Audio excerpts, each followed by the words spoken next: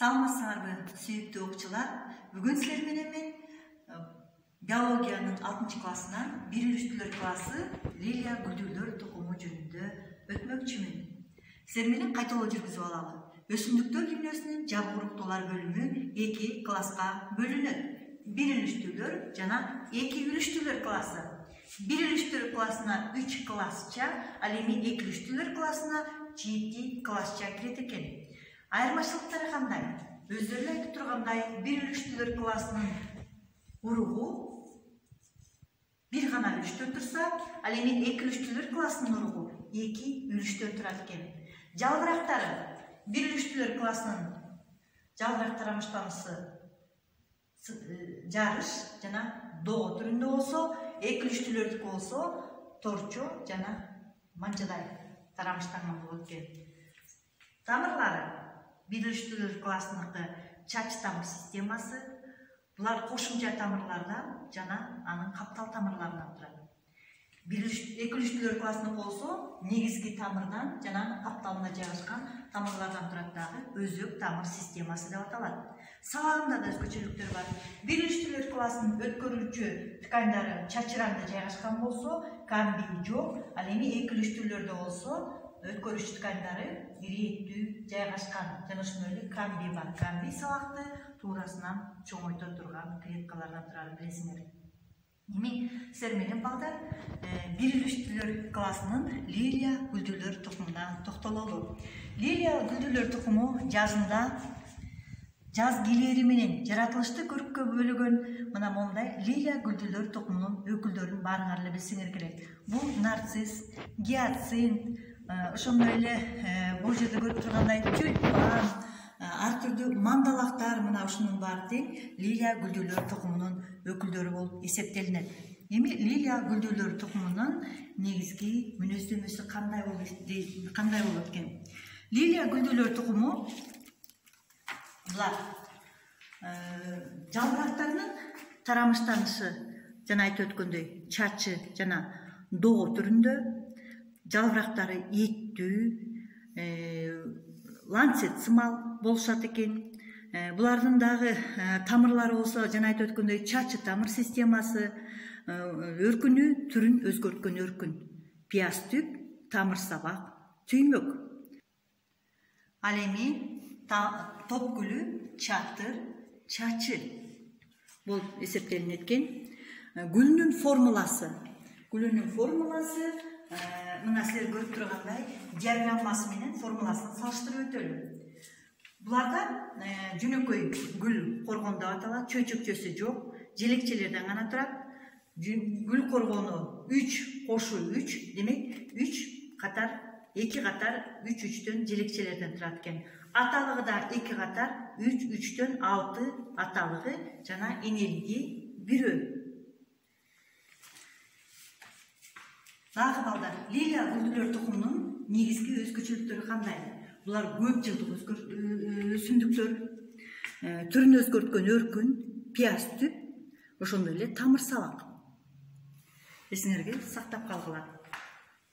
Азыр балдар, силерге мен Кыргызстанда өскөн лилия гүлдүүлөр тукуму жөнүндө айтып бермекчимин.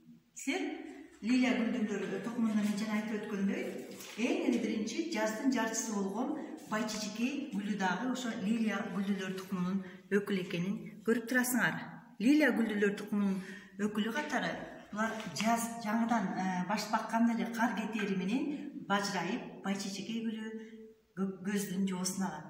Байчичекей гүлү өтө кооз, жыттуу. Жана мен айтып өткөндөй, лилия гүлдөрүнүн кандай өзгөчөлүктөрү, мүнөздөмөлөрү болсо, дал ошонун баары ушул байчичекей гүлүндө дагы таандык болуп эсептелет. Мунун дагы бир өзгөчөлүгү, булар уулуу келет дагы, буларды мал жебейт. Мына дагы байчичекей гүлдөрүн көрүп алдыңар балдар.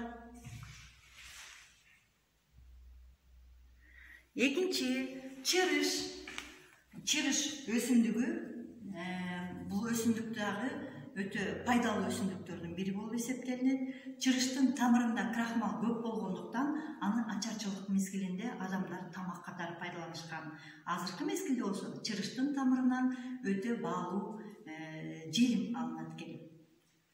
Дагы бир биздин Лилия Гүлдүлөрдүн өкүлү, силер сүйгөн, апаларыбыз сүйгөн, кыздар сүйгөн 8 мартта дайыма силер белек кылып жүргөн мандалак тюльпан гүлү жөнүндө токтолуп өтөйүн. Кыргызстанда Лилия Гүлдүлөр тукумунун дагы бир өкүлү мандалак. Анын 20дай түрү бар экен. Ал эми кызыл китепке болсо мандалактын 10 түрү катталган. Балдар, мына Кыргызстандын кызыл китебине кирген Лилия Гүлдүлөр тукумундагы өсүмдүктөрү менен көрүп турасыңар. Биз эң жакшы билген Кыргызстандын символу болгон айгүл гүлү, афлатун пиязы, грейк мандалагы, піскен пиязы, зинаида мандалагы, шренк мандалагы жана башка өсүмдүктөр да ушул Кыргызстандын кызыл китебине кирет экен. Лилия Гүлдүлөр тукумунун мааниси булар жашылчалар. Силер билесиңер, пияз, сарымсак жана спаржа. Кооздук үчүн, анан уулуу, бирок дарылык катары колдонулуп жүргөн ландыш жана карга көз деген дагы өсүмдүктөр Лилия Гүлдүлөрдүн катарын толуктайт. Азыр мен силерге пияздын жана сарымсактын адамдын ден соолугу үчүн пайдасы жөнүндө кичине айтып өтөйүн. Пияз менен койдун этин кошуп жесе, өпкөнү тазалайт. Пиязды бал менен бирге кошуп көзгө жапса, ал ак чел же эт баскан көздөрдү айыктырып, көрүү көз күчүн күчөтөт экен. Пияздын суусун мурунга тамчалатса, дем алуу органдарын тазалайт, тумоо жугуштуу ооруларды алдын алат. Ошондой эле пияздын суусун кулакка тамызса, кулактын ичиндеги кирлерди тазалап, андагы жаракаттарды айыктырат. Канаган жерге пияз басып койсоңор, мында канды токтотот. Бетке сүйгөсөңөр, бетиңердин көркү ачалат. Экинчи, сарымсак. Сарымсактын пайдасы, сарымсакты адамдар байыртадан бери дарылык касиет үчүн колдонуп келген. Өзгөчө анын антибактериялык таасирлери күчтүү. Анда А, С, П, В витаминдери, кальций, магний, цинк, фосфор жана темирге бай. Алга кошумча сарымсак бизге энергия берүүчү өсүмдүк катары билебиз. Мындай изилдөө жүргүзгөн экен.